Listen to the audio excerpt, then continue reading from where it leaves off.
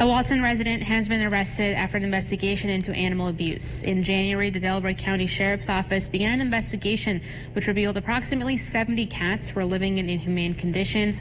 During the investigation, the majority of the animals were overturned, and officials say multiple cats died prior to and during the investigation.